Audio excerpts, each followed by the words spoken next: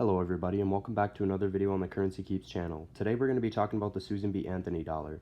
The Susan B. Anthony dollar is a United States coin minted from 1979 to 1981, when production was suspended due to poor public acceptance, and then again in 1999 intended as a replacement for the larger Eisenhower dollar. The new smaller $1 coin went through testing of several shapes and compositions.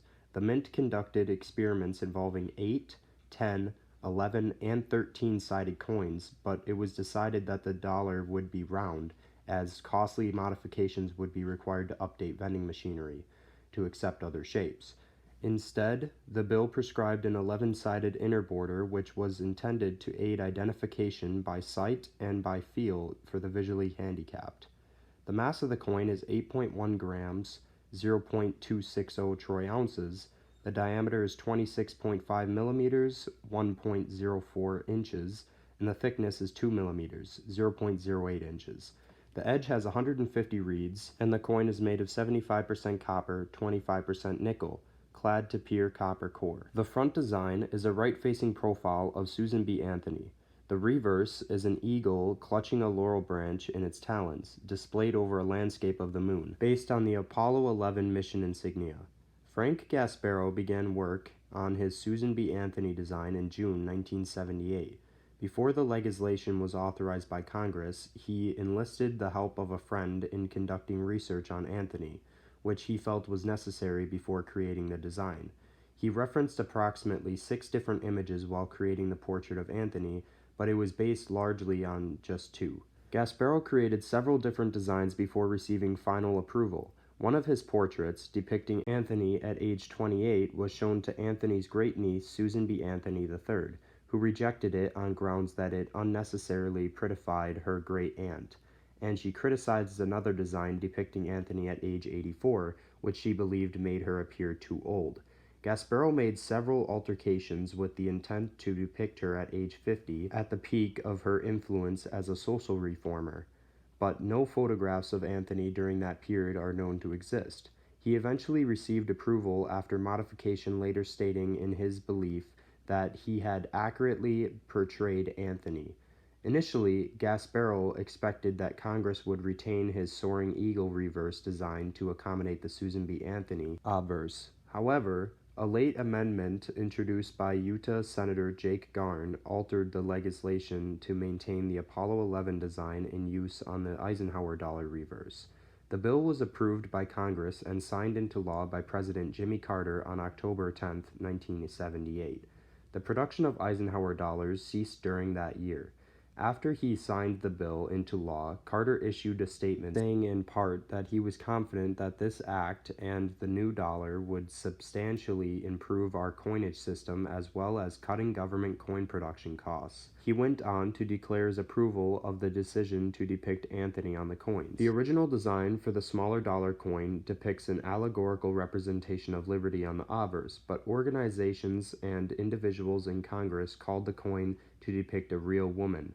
Several proposals were submitted, and social reformer Susan B. Anthony was selected. Both sides of the coin, as well as the rejected Liberty design, was created by Frank Gasparro, the chief engraver of the United States Mint.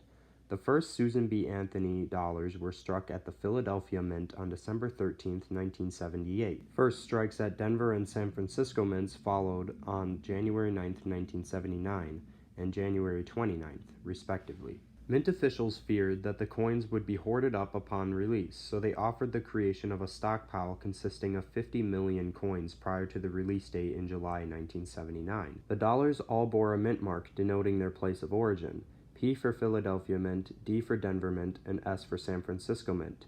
The Anthony dollars was the first coin to bear a P mint mark since the Jefferson nickel issued during World War II.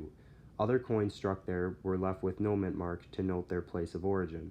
In 1980, the P mint mark was added to all other circulating coins except the cent, struck in Philadelphia.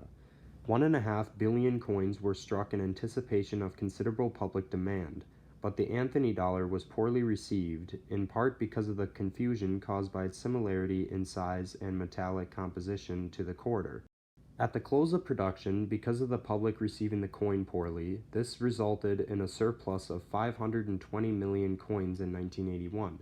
Melting the coins was impractical, as the cost to manufacture each coin was approximately 2 cents, and the 98 cents earned was applied to the national debt. Had the coins been melted, they would have been adding to the debt accordingly.